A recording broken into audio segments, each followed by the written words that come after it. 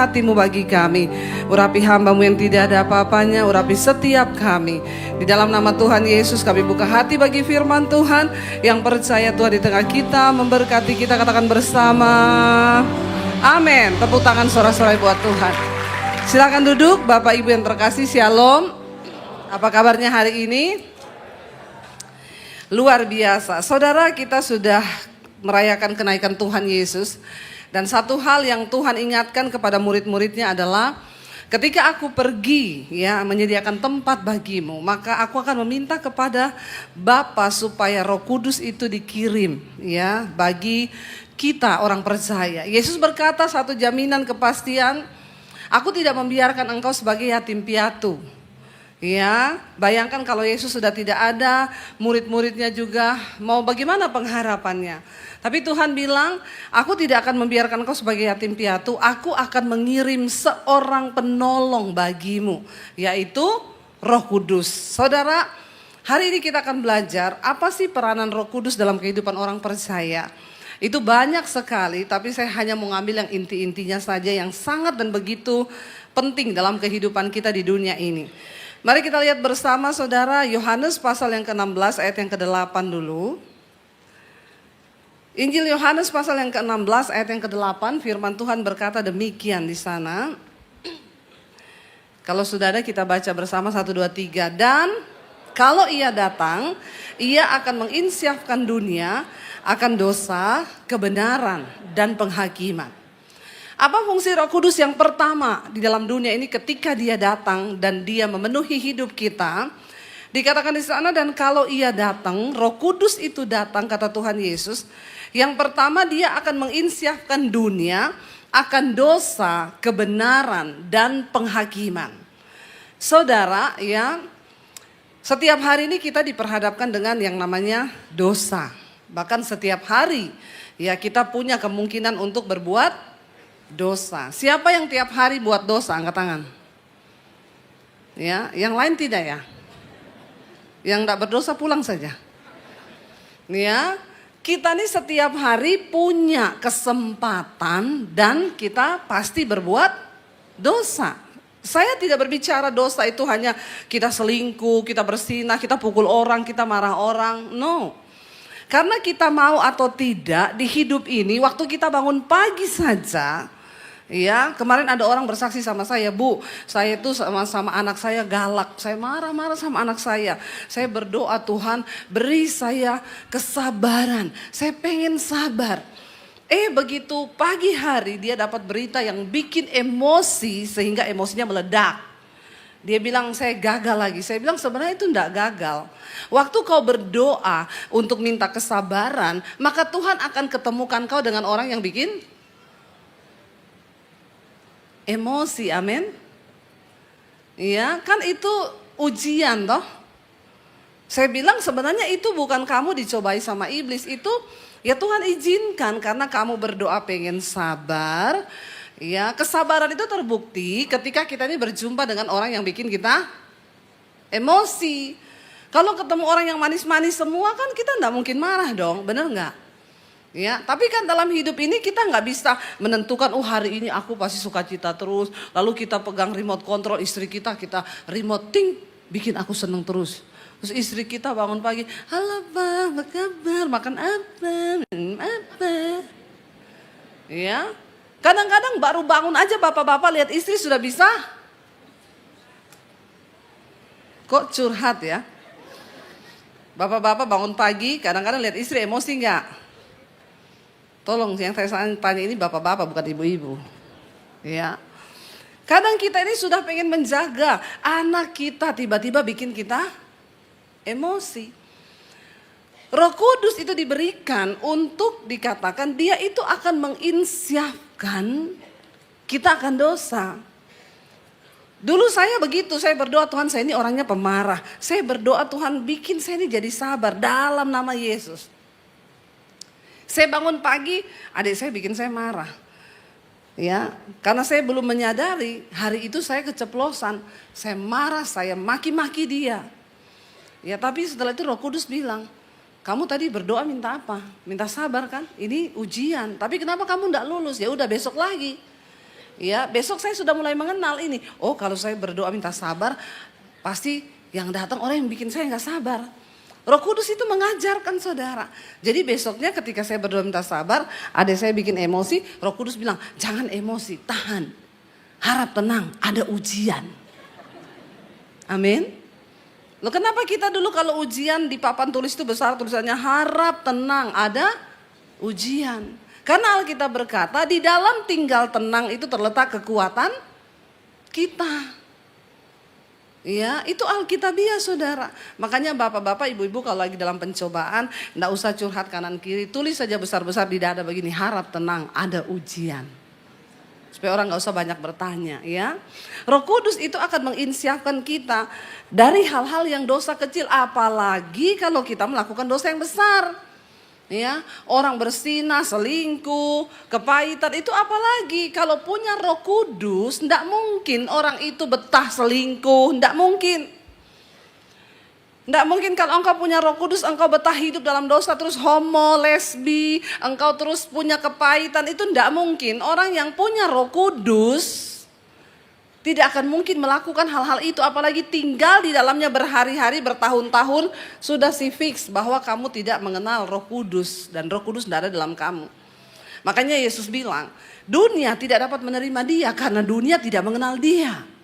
Nah, kalau ada orang ngaku Kristen tapi hidup terus dalam dosa, persinahan, maki-maki orang, marah-marah orang, jelekin orang, fitnah orang, berarti tidak ada Roh Kudus dalam dirimu. Tidak ada alarm. Ya, kalau ada Roh Kudus, ya itu yang saya bilang. Saya marah sama suami aja, ya 10 menit itu nggak tahan. Roh Kudus gini di hati, ting ting ting ting ting, alarm bunyi. Nggak beres loh hatimu. Kenapa kamu marah sama suamimu? Cepet peluk suamimu, berdamai. Ya, kadang-kadang saya jengkel, kenapa sih? Ya kan dia yang salah. Cepet berdamai, nit, nyala terus saudara. Ya, sampai akhirnya saya melangkah, saya peluk suami saya, sayang, sorry ya, enggak usah marah-marahan lah kita, senyum-senyum aja ya. Dia bilang, dari tadi kek. Ya, baru itu tenang, alarm itu enggak bunyi saudara. Nah, sebagai orang Kristen, apakah saudara mengalami hal itu? Kalau saudara belum mengalami, bertanya lagi saudara.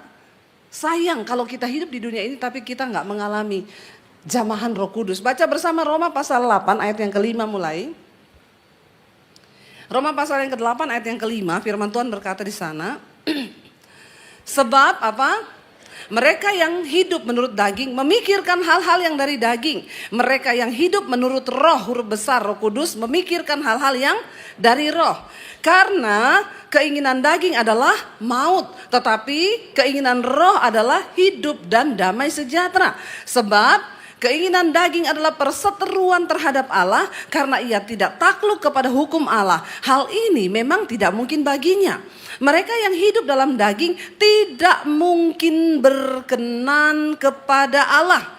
Tetapi kamu tidak hidup dalam daging, melainkan dalam roh. Jika memang roh Allah diam di dalam kamu, tetapi jika orang tidak memiliki roh Kristus, ia bukan milik.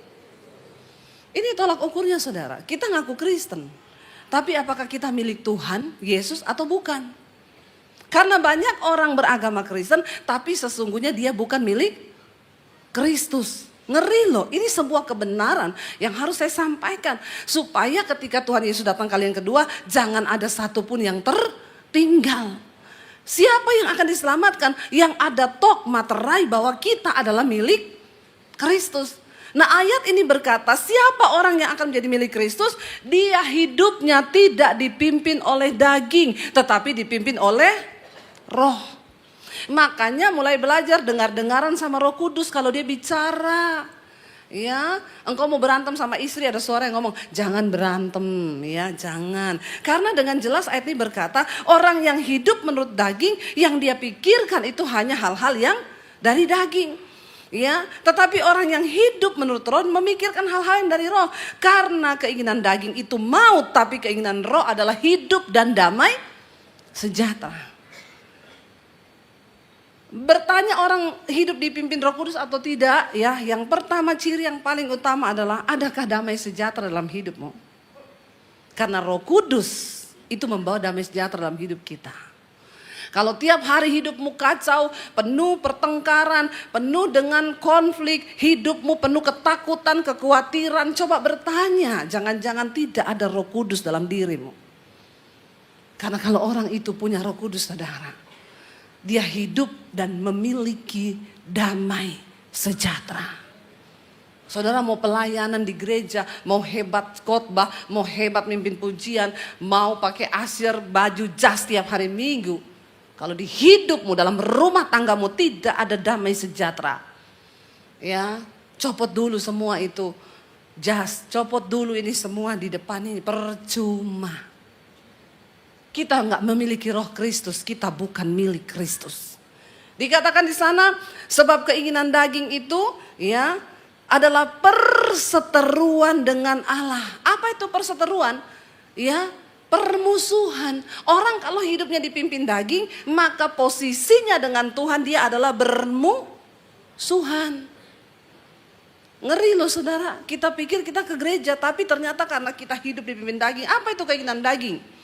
Galatia pasal 5 berkata, sebab keinginan daging itu telah nyata, percabulan, kenajisan, hawa nafsu, nafsu jahat, iri hati, kebencian, dendam, amarah, pertikaian, dan rupa-rupa kejahatan ada di dalam daging kita. Barang siapa yang hidup menurut daging, dia pasti mati binasa dan tidak mendapat bagian dalam kerajaan Allah. Saya harus sampaikan ini supaya jemaat buka mata kita, jangan jadi orang Kristen yang biasa-biasa aja. Ayo kalahkan keinginan daging. Sebab daging adalah perseteruan terhadap Allah. Karena daging tidak mungkin takluk kepada firman Tuhan. Dan hal ini memang tidak mungkin baginya. Tetapi dikatakan saudara, tetapi ayat 9, kamu tidak hidup dalam daging, melainkan dalam roh. Jika roh Allah diam di dalam kamu. Tapi jika orang tidak memiliki roh Kristus, dia bukan milik Kristus. Jelas ayat ini berkata, ya jangan pegang ayat sekali selamat tetap selamat. Tidak punya roh Allah, tidak punya Roh Kudus, enggak punya Roh Kristus, engkau bukan milik Kristus. Dan apa tanda orang itu sudah hidup dipimpin oleh Roh Kudus? Engkau bisa mengalahkan keinginan dagingmu. Ya, di rumah jangan emosi berlebihan. Sampai ada orang bunuh orang. Hari-hari ini kita lihat berita-berita orang bunuh orang, masukin koper, saudara. Ya, dibawa keluar. Hari-hari ini saudara, setan bekerja begitu luar biasa. Suami bunuh istri. Aduh, rasanya berita tentang pembunuhan itu menjadi hal-hal yang biasa hari-hari ini.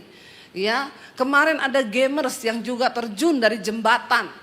Ya, siapa namanya? Fatcat ya, itu bacanya apa sih, Fatcat apa Fatcat? Saya enggak tahu. Tapi lucu juga orang-orang ini, setelah orang bunuh diri baru dirayakan ya. Orang semua beli McD seharga 1,8 M, ditaruh di jembatan tempat dia lari bunuh diri, lompat ke bawah. Ya, McD diborong 1,8 miliar. Bunga-bunga diantar di jembatan, penuh orang saudara. Saya mau bilang kalau mau kasih McD sama orang yang hidup, jangan sama yang sudah mati, amin. Iya, orang udah mati bunuh diri. Dan di sini kita melihat saudara, umur 24 tahun apa 21 tahun itu anak muda. Ya, gara-gara putus cinta. Duitnya sudah habis diberikan sama pacarnya 1,1 M. Tiap hari dia cuma makan sayur karena beri duitnya terus buat pacarnya yang minta duit. Terakhir dia tahu dia dikhianati, pacarnya nggak cinta sama dia. Dia mengakhiri hidupnya dengan lompat dari atas jembatan ke bawah. Perbuatan daging telah nyata, kebinasaan. Makanya saya mau bilang sama anak-anak muda, jangan percaya tuh cinta itu pret. Amin. Bilang kanan kirimu, cinta itu pret. Pret banget jatuh cinta aja, menyerahkan segenap nyawa. Hidup ini serahkan buat Tuhan. Ya, makanya kalau cinta seseorang, enggak usah terlalu cinta. Amin. Bilang cinta itu. Kok pretnya mantap sekali ya. Kayaknya mulai banyak yang agak-agak kehilangan kepercayaan sama cinta ya. Memang cinta itu pret, saudara. Yang benar itu kasih. Makanya kau kalau cari pacar, cari yang mengasihimu, bukan yang mencintaimu. Cinta itu kalau ada abang uang, abang disayang. Tidak ada uang, abang di... Kok tahu? Pengalaman pribadi ya.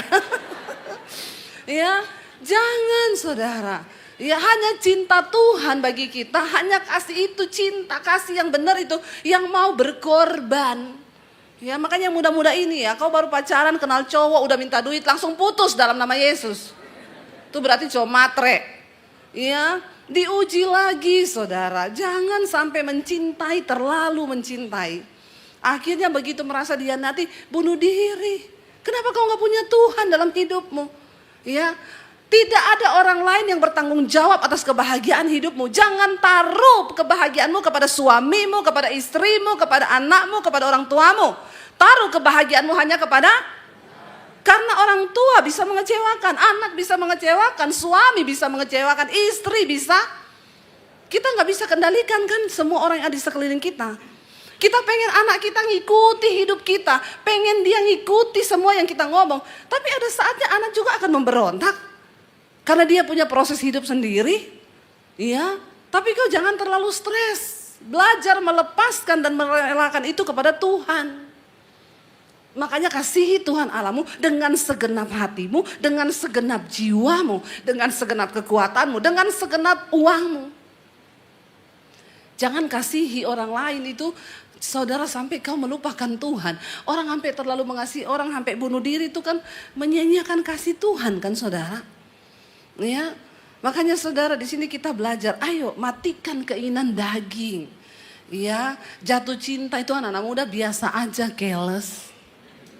Ya, enggak usah terlalu segenap roh, jiwa dan raga kau. Maka jaga kekudusan. Jangan kau beri hidupmu, tubuhmu kepada laki-laki yang lain. Yang belum pasti jadi suamimu.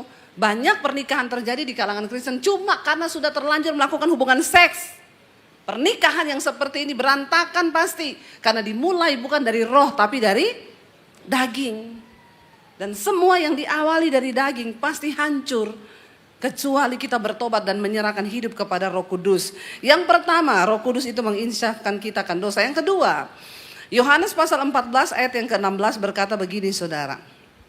Roh Kudus akan menjadi penolong bagi kita. Baca bersama 1, 2, 3. Aku akan minta kepada Bapa dan ia akan memberikan kepadamu seorang penolong yang lain supaya ia menyertai kamu selama-lamanya. Katakan amin. Wow enggak saudara? Semua manusia yang hidup ini kita semua butuh penolong ya. Tapi kalau kita berharap kepada suami terus, kita berharap kepada istri terus menjadi penolong, kita berharap kepada anak terus, kita berharap kepada orang tua terus, makanya banyak orang kepahitan dan kecewa. Karena ternyata tidak terjadi sesuai dengan ekspektasi. Ya, jangan taruh harapanmu kepada manusia. Ya, sehebat apapun kita mengandalkan suami kita, satu saat dia bisa kecewain kita. Amin ibu-ibu. Ya, makanya jadi istri itu, jadi wanita tuh harus kuat. Ya, jangan apa-apa dikit ya kepahitan, apa-apa dikit kecewa.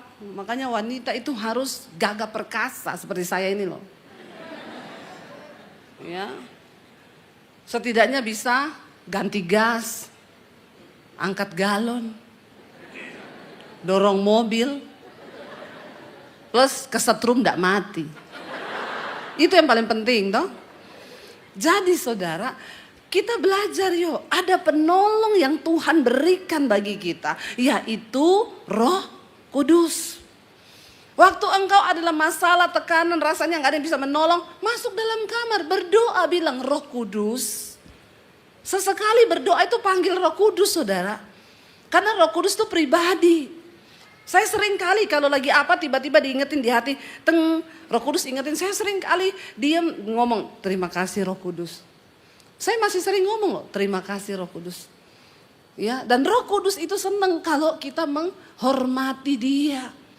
Ya, sebagai pribadi, dia tuh penolong saudara. Apa yang engkau butuhkan? Kalau Tuhan berkata dia penolong, berarti dia bisa tolong gak dalam segala hal? Yes, jangan engkau mengabaikan. Yesus secara fisik sudah tidak ada di dunia. Tapi dia beri rohnya bagi setiap saudara dan saya. Dan itu adalah Roh Kudus. Kita ini bersyukur loh. Makanya kadang orang lain bilang, apa itu agama Kristen? Allahnya 3, Tritunggal, Bapa, Anak, Roh Kudus. Itu orang yang tidak mengerti. Kalau kita mengerti betapa wownya kita ini percaya sama Tuhan. Bapa itu adalah Allah Bapa. Kita tahu dalam perjanjian lama tidak ada seorang pun yang mengerti rupa Tuhan itu seperti apa.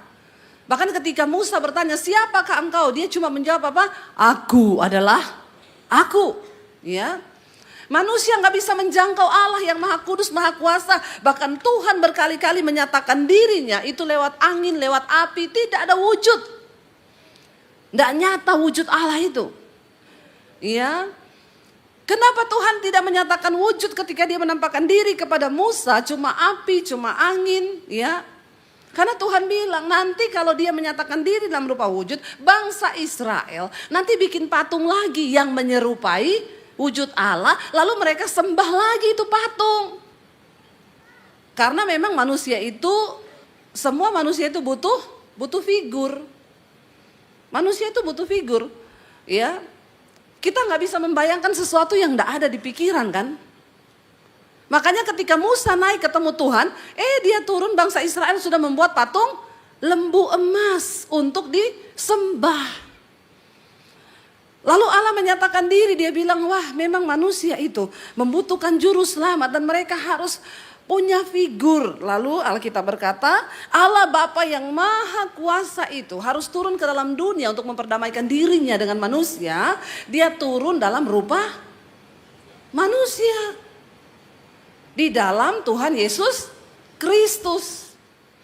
Saya pernah ketemu satu orang bapak, saya naik Grab saudara, saya ngobrol dengan bapak ini, dia bukan Kristen. Lalu kami terlibat dalam sebuah pembicaraan, dia bilang, oh ibu Kristen, berarti ibu percaya Tuhan 3 dong. Ya sebentar pak, bapak ini enggak ngerti, kalau enggak ngerti enggak usah ngomong pak, saya jelasin sama bapak. Makanya orang Kristen, engkau harus siap sedia memberikan pertanggungan jawab terhadap imanmu ketika ada orang yang bertanya. Jangan gini, oh saya enggak tahu, tak kasih nomornya Bu Debi ya. Pret. Ya.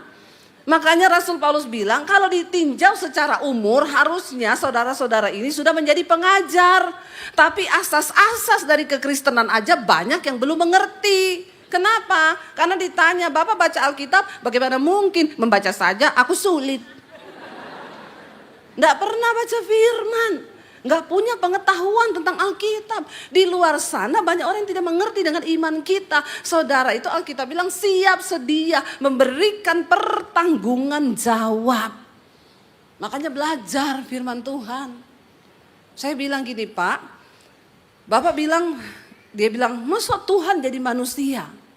Saya bilang, Pak menurut Bapak Tuhan itu maha kuasa enggak? Iya maha kuasa. Menurut Bapak Tuhan bisa jadi apa aja enggak? Jadi angin, jadi api, bisa karena Tuhan maha kuasa. Nah pertanyaan saya sekarang, menurut Bapak Tuhan bisa enggak jadi manusia? Mulutnya tertutup. Karena dia tadi sudah bilang, masa Tuhan jadi manusia? Jadi saya umpan dulu dia. Ya, menurut Bapak Tuhan Maha Kuasa, Tuhan bisa jadi manusia, diem. Loh Pak, tadi Bapak bilang Tuhan Maha Kuasa loh, bisa jadi apa aja. Tak tanya Pak, Tuhan bisa jadi semut enggak? Ya bisa lah. Lah kalau jadi manusia bisa enggak? Akhirnya dia bilang, ya bisa. Ya bisa. Bapak tahu kenapa Tuhan harus jadi manusia Pak? Pak, kalau Bapak itu lihat ada semut ya, semut itu mau masuk di lubang api Pak. Bapak tegur semut itu ya, semut jangan lewat situ, kamu nanti masuk di lubang api semut. Dia ngerti nggak Bapak ngomong sama dia? Enggak, berarti kalau Bapak mau ngomong sama semut, Bapak harus jadi apa? Sekarang Bapak mengerti kenapa Tuhan harus jadi manusia. Pak, Tuhan kirim nabi-nabi, Tuhan bicara lewat api, Tuhan bicara lewat bencana, Tuhan bicara lewat peristiwa Sodom dan Gomora. Tidak ada satupun manusia yang bertobat. Tuhan kirim nabi, Tuhan kirim hamba-hambanya bicara, dibunuh semua nabi-nabinya Pak. Lalu Tuhan berpikir, aku sendiri yang harus turun ke dunia dan menjadi serupa dengan manusia supaya dia bisa ngomong. Kalau Bapak ngomong sama semut, ya ndak bisa semut ngerti kecuali Bapak jadi semut. Yesus datang ke dalam dunia, ia adalah Tuhan yang menjelma menjadi manusia yang pertama Pak, untuk membayar kutuk dosa kita. Yang kedua, dia kasih tahu nih loh, jalan kebenaran itu adalah ini. Yesus mulai mengajar, sebab hal kerajaan Allah itu seumpama orang yang menemukan sebuah ladang, lalu dia pergi menjual segala miliknya untuk mendapatkan ladang itu, karena dia tahu bahwa dalam ladang itu ada harta karun yang berharga. Yesus mulai mengajar di dunia, hai anak-anakku, kalau ada orang benci kamu, jangan kamu balas yang jahat dengan yang jahat, tapi kalahkan kejahatan itu dengan kebaikan, doakan musuhmu. Itu ajaran yang Yesus bawa. Dan apa yang Yesus katakan, dia bilang semua itu berasal dari Bapa. Lalu ketika Yesus mati untuk menebus dosa saudara dan saya, dia naik ke surga. Karena memang Yesus bukan dari dunia, Yesus dari surga. Dunia bukan tempatnya. Dia harus pulang ke surga. Dan dia berkata, aku secara fisik sudah tidak ada, tapi rohku aku tinggalkan bagimu. Itu yang namanya pribadi ketiga, yaitu Allah Roh Kudus. Bayangkan kalau Yesus hanya dalam bentuk fisik, maka kita semua kalau mau ketemu Yesus harus pergi ke Yerusalem. Iya enggak? Iya. Tapi karena Yesus naik ke surga, saudara nggak perlu pergi ke Yerusalem. Rohnya itu menjamah setiap orang dimanapun berada. Dan dia adalah penolong yang berjanji di sana akan menyertai kamu lamanya saudara. Wow, saudara pegang ayat ini. Yang ketiga saudara kita baca, apa fungsi Roh Kudus? Dia adalah penghibur bagi orang-orang percaya. Yohanes 14 ayat 26 kita baca bersama. Tetapi penghibur, Yohanes 14 ayat 26.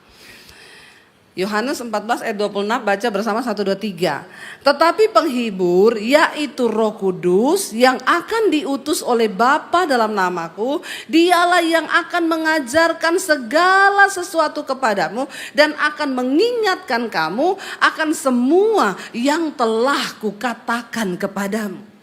Roh Kudus itu penghibur.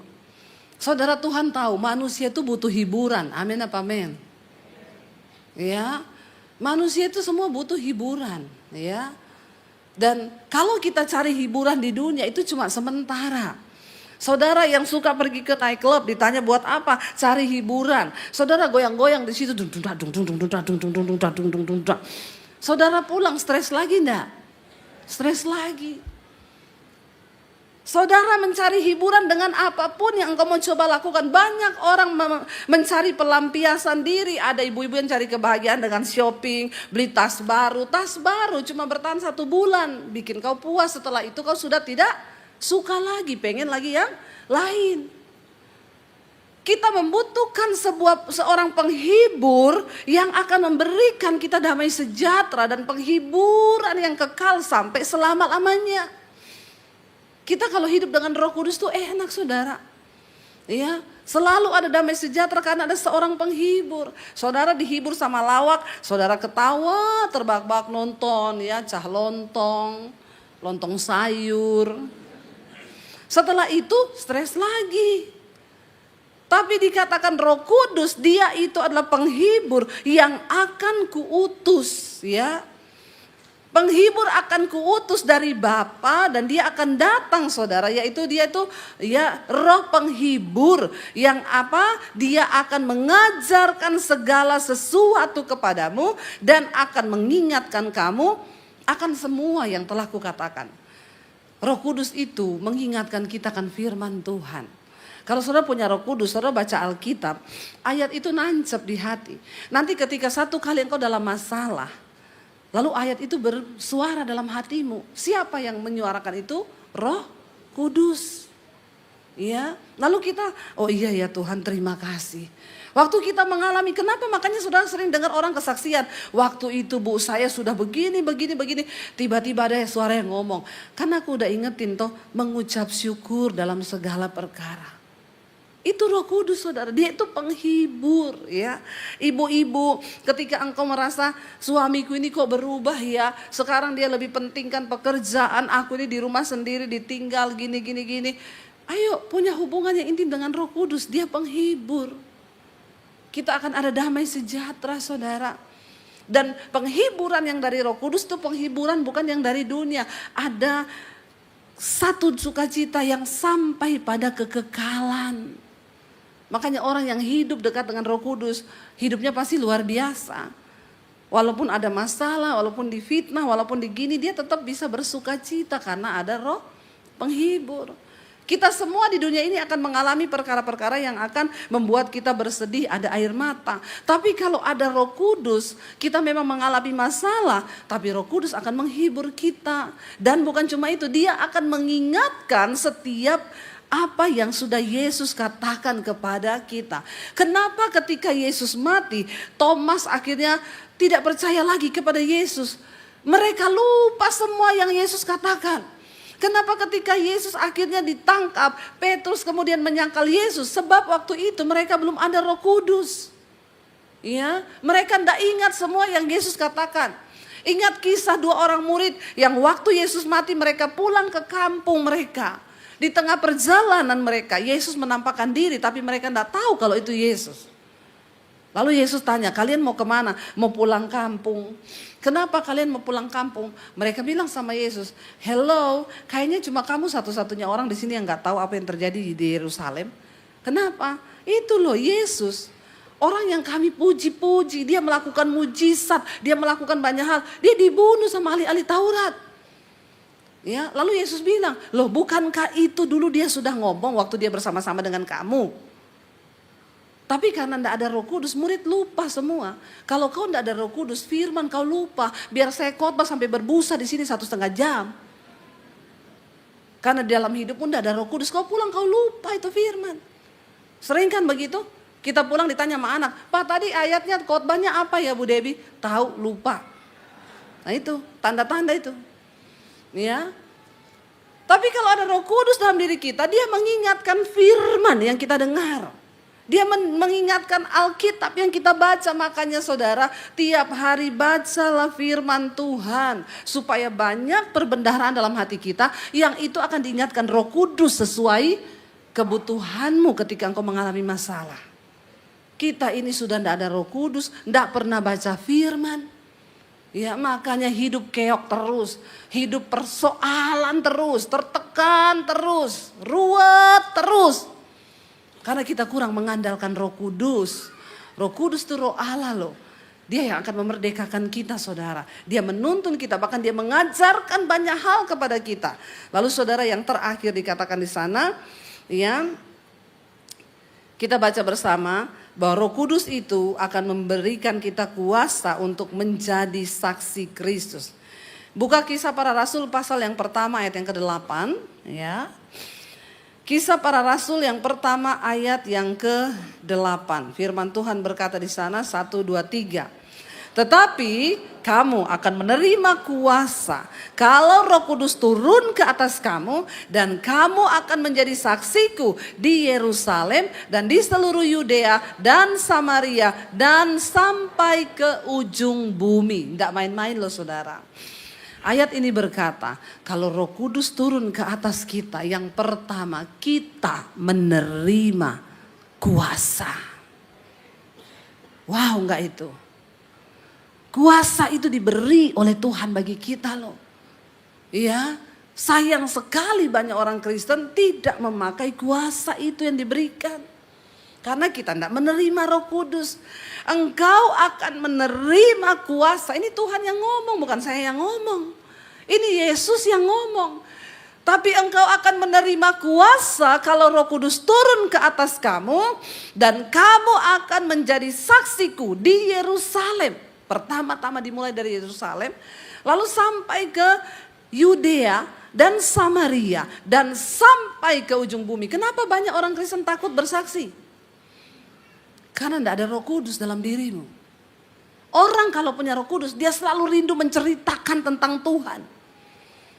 Coba kalau seluruh jemaat ini dipenuhi Roh Kudus, lalu engkau punya roh ya yang rindu untuk bersaksi. Kau ketemu orang siapa aja kau pengen cerita tentang Tuhan. Ya, waktu kita duduk makan kita ngomong tentang Tuhan. Dimanapun kita cerita tentang Tuhan. Kepada anak-anakmu engkau akan bercerita tentang Tuhan. Karena hidupmu dipenuhi Roh Kudus. Saya selalu kalau sama anak-anak di mobil, di rumah, di meja makan, saya selalu bilang, Dek ingat ya, Tuhan itu hidup. Itu perkataan Roh Kudus, saudara. Setiap hari kau berkumpul dengan anakmu, apa yang kau ceritakan? Hello? Ya, ceritakan firman Tuhan. Roh Kudus memampukan kita untuk menjadi kesaksian. Saudara lihat, Petrus adalah seorang pecundang ketika dia belum dipenuhi Roh Kudus. Waktu Yesus ditangkap, Petrus bilang, aku tidak kenal dia.